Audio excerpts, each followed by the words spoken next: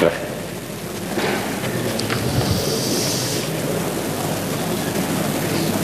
Gracias, señor presidente, señorías. Señor Montoro, parece que ha clarificado usted algo más ahora en este debate el proyecto de presupuestos para el año 2013, pero quienes le escuchamos esta mañana no sabíamos si estábamos hablando de los mismos presupuestos, porque usted nos presentaba una idea global de una especie de Alicia en el País de las Maravillas y nosotros los presupuestos que hemos estudiado son unos presupuestos de recortes en un país que está al borde del rescate. Ha dicho usted de forma muy solemne que son los presupuestos más sociales de la democracia, con un 63% de recursos dedicados a la política social. Esto nos lleva a una pregunta: ¿por qué hay tanta gente entonces protestando en las distintas movilizaciones y manifestaciones a la vista de los datos que ya se conocen de los propios proyectos de presupuestos? ¿Es que la gente no se entera? Una pregunta importante. Yo creo, señor Montoro, que no sé si se ha hecho o no trilerismo con los presupuestos, pero aquí tenemos un par de cuadros de los presupuestos de hace 2 años y los de este, y hay uno que le falta un quesito. Es un quesito, por cierto, con el color de la bandera republicana. No espero que sea esa la razón por la que se lo han quitado, pero es el quesito de la deuda. Y esa no aparece en los presupuestos de este año y, evidentemente, se incrementa de una manera notoria y sustancial lo que es el gasto social. Es que si ha quitado usted los 38.600 millones de euros en esta parte del presupuesto, esa parte se incrementa en el gasto social, pero eso no es real. Al menos nos lo aclara si es exactamente así como nosotros lo interpretamos. Ha dicho usted esta mañana que había que levantar los ojos de los números, y de un presupuesto no se pueden levantar los ojos de los números, porque esos números son los que deciden cómo va a vivir la gente con respecto a los presupuestos generales del Estado el año siguiente, en el año 2013. Por tanto, sin números no se pueden discutir unos presupuestos. Tal vez se pretende que, como aquel que decía que cuando alguien mira la luna solo los necios miran al dedo, no sé si usted pretendía que miráramos al dedo y no miráramos a los presupuestos, a la política de recortes y de ajuste que está en los mismos. Ya ha dicho usted también una cosa que es importante y que lleva una breve reflexión inicial, y es que tenemos el doble de renta que en los años 90, que este país es un país rico, que puede tirar para adelante. Y entonces hay una pregunta que es obvia. Si tenemos tanta renta per cápita, si tenemos tanto Producto Interior Bruto, ¿por qué hay el doble de pobreza en nuestro país y por qué hay el doble de parados en nuestro país? Es incomprensible. Solo hay una explicación, y es que el reparto de la riqueza se está haciendo de manera injusta en nuestro país, de una forma notoria. Hemos presentado esta enmienda de devolución porque entendemos que el objetivo principal de unos presupuestos es crear el máximo número de bienestar al mayor número de personas posibles.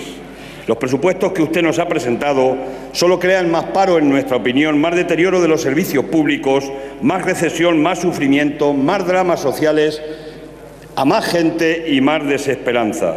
Son los presupuestos para los bancos, para los especuladores financieros y para los defraudadores. Son, en definitiva, unos presupuestos para el rescate. Porque unos presupuestos que pretenden crear más bienestar a más personas deben de ser creíbles, suficientes y justos en los ingresos, inversores, generadores de empleo y solidarios en los gastos.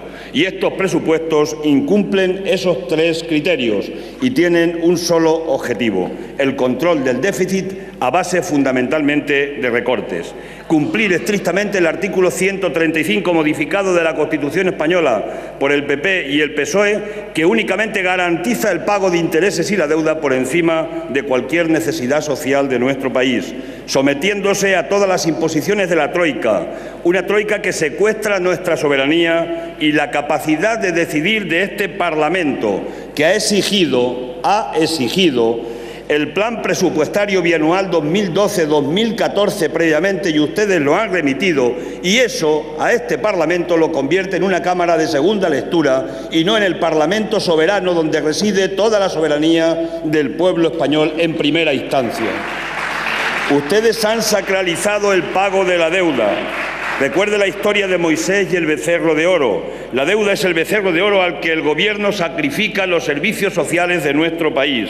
Pero el derecho internacional, señor ministro, señor Montoro, existe el concepto de deuda ilegítima, la que se contrae contra los intereses de los ciudadanos de un país y que no se corresponde con las necesidades de los servicios que presta un gobierno. Señor Montoro, ¿qué parte de la deuda por la que vamos a pagar unos intereses de 38.000 millones de euros es realmente ilegítima? Estos presupuestos no son creíbles en cuanto a los ingresos por varias razones. El Producto Interior Bruto caerá más del 0,5 previsto, lo dice el Fondo Monetario Internacional y otras instituciones. El paro aumentará por encima de la previsión de su Gobierno. Los propios recortes reducirán el consumo y los ingresos. El 30% de las empresas dice en una encuesta del Banco de España que el principal problema es la falta de demanda, que el crecimiento previsto de las exportaciones y el turismo no se sostienen por el estancamiento de los países que reciben nuestras exportaciones, por la reducción de los gastos de los potenciales turistas, por la escasa voluntad del Gobierno de impulsar las exportaciones y el turismo cuando reduce las partidas del ICES y del Instituto de Turismo. En resumen, señor ministro, el cuadro macroeconómico que acompaña estos presupuestos carece de credibilidad. Desde nuestro punto de vista es papel mojado y tiene incluso menos credibilidad que la palabra que le dieron a los ciudadanos de no abaratar el despido, de no recortar en educación, en sanidad o en pensiones, de no crear un banco malo, de no dar un euro a la banca, de no rescatar los bancos. Tienen menos credibilidad estos presupuestos que esas palabras incumplidas. Pero además los ingresos previstos son insuficientes e injustos. Son insuficientes porque estos presupuestos son similares a los de hace 9 años en lo que tiene que ver con los ingresos. Las reformas tributarias y de lucha contra el fraude, que ya dijimos en esta tribuna que nos parecían positivas pero insuficientes, no es cierto, desde nuestro punto de vista, cuando se hace el siguiente argumento de que haya una contribución fiscal excesiva en España. La contribución fiscal en España, sabe usted que está 10 puntos por debajo de la media de la Unión Europea. Aquí se ha reducido la recaudación, usted mismo lo ha reconocido, en 6 puntos desde el año 2007, mientras en otros países que también tienen la crisis no están afectados por la caída de ingresos, y eso tiene que llevar a algún tipo de conclusiones. El problema en España, desde nuestro punto de vista, es que pagan poco los ricos y mucho la mayoría de los ciudadanos. ¿Por qué ha caído la recaudación, señor ministro? No ha sido solo por el estallido de la burbuja y por la recesión y el paro que han aumentado. La recaudación ha caído por la reducción de impuestos a los beneficios del capital, por la reducción de la progresividad en los impuestos, por exenciones y bonificaciones fiscales especialmente a las grandes empresas y por no perseguir en serio el fraude fiscal. Y eso es por la irresponsabilidad de los gobiernos anteriores, incluido el gobierno del señor Aznar, del señor Zapatero y el apoyo también siempre en ese sentido de Convergencia y Unió. El déficit de hoy no es porque se haya disparado el gasto, no es verdad. El gasto público en España está en 4 puntos por debajo de la media de los países de la eurozona. Y usted lo sabe porque ahí está la fuente de Eurostat. El problema está en la reducción de ingresos, fundamentalmente en las cuentas públicas de nuestro país. Los ingresos que presenta, además de insuficientes, entendemos que son profundamente injustos, porque los sostienen mayoritariamente las rentas del trabajo y los impuestos indirectos como el IVA. Los beneficios del capital son los que menos pagan en este país. Con esos presupuestos los ricos siguen sin tener que preocuparse de Hacienda, ni de la tasa Tobin, ni del impuesto a grandes fortunas, ni del impuesto de patrimonio, ni tocar las ICAs, ni de la lucha contra el fraude.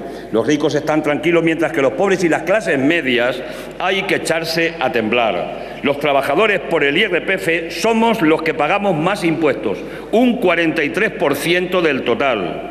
En segundo lugar, los consumidores por la vía del IVA, la inmensa mayoría. El impuesto que más crece y que ustedes cuestionaron en su día, se ingresa un 37%. Y los que menos pagan son los empresarios. Solo ingresan un 11% del total de los impuestos por los beneficios del impuesto de sociedades. Y entre ellos, además, son las pymes, pagan más que las grandes empresas desde el punto de vista comparativo. En resumen, De cada 10 euros de impuestos, 8 los pagamos los trabajadores y los consumidores y 1 euro los empresarios por los beneficios del capital. Esos son datos que me imagino que son totalmente incontestables. Sin duda, su Gobierno es un gran servidor de las grandes fortunas, no cabe ninguna duda, de los banqueros y del gran capital, pero también están sangrando a la mayoría ciudadana de nuestro país como consecuencia de lo primero. Ustedes, señor Montoro, no tienen voluntad política de combatir el fraude fiscal. Después de la injusta y vergonzosa amnistía fiscal, que además ha sido un estrepitoso fracaso, vuelve usted con un nuevo recorte por cuarto año consecutivo a la partida de la agencia tributaria, un 7,7% menos, y la no reposición del 90% del personal que se jubila en la agencia tributaria. Con menos inspectores y menos medios no se puede combatir el fraude fiscal, especialmente el de guante blanco. Por cierto, señor Montoro, ¿qué hay de verdad en esa publicación de un posible acuerdo con Suiza para firmar el acuerdo Rubik? Ese por el cual nos dan una cómoda comisión al Gobierno a cambio de que no nos den las cuentas donde pueda haber dinero de supuestos defraudadores. Aclárelo. Se lo preguntaron ayer a algún diputado aquí en la tribuna al Gobierno. Aclárelo hoy, si es posible. Digo ayer en la sesión anterior, aclárelo si es posible, si esto que hay de verdad en esta noticia que está publicada en los medios de comunicación. Solo demuestra la posición del Gobierno la nula voluntad de luchar contra el inmenso fraude que es mayor, como usted bien sabe, que todo el déficit público del Estado. Se convierte usted así no solo en el ministro de las tijeras, sino en el de los defraudadores y no en el ministro de los ciudadanos, que sí pagamos nuestros impuestos con responsabilidad. Se renuncia a no abordar en serio la lucha contra el fraude y pretender controlar el déficit con recortes sobre recortes. Solo nos puede acercar esa posición a la situación griega. ¿Qué moral contributiva defiende usted cuando hace pagar solo el 10% a los defraudadores, mientras el tipo medio efectivo que pagamos los del IRPF supera el 20% y el marginal el 50%? No es comprensible. Los presupuestos no son inversores, señor ministro, destruyen empleo, reducen la protección social, aumentan la pobreza y avanzan en la desintegración social. Usted sabe que mucha gente va a sufrir más con estos presupuestos. La reducción del gasto en los ministerios, la reducción de inversiones reales del Estado, el recorte del gasto corriente en bienes y servicios, el recorte a las transferencias a las comunidades autónomas son malas noticias para muchas pymes y autónomos y trabajadores. Cuando más falta hace el tirón público en la economía con el parón privado y el recorte de crédito a las empresas, no se puede plantear esta política. Se reduce la obra pública y los contratos a las empresas de servicios y con estos recortes usted sabe que están poniendo palos a las ruedas del desarrollo y el progreso de nuestro país. Insisten ustedes en que su máxima prioridad es crecer y crear empleo. Eso lo escuchamos todos los días. Y estos presupuestos no solo no crean empleo, sino que objetivamente destruyen empleo. ¿Cómo se puede supeditar la creación de empleo a la reforma laboral y financiera? Si la reforma laboral lleva ya más de 400.000 parados con su Gobierno desde que se aprobó la reforma laboral. Si usted sabe que la reforma financiera ha destruido miles de puestos de trabajo en las entidades de ahorros y todavía va a destruir más con la finalización de esa reforma financiera.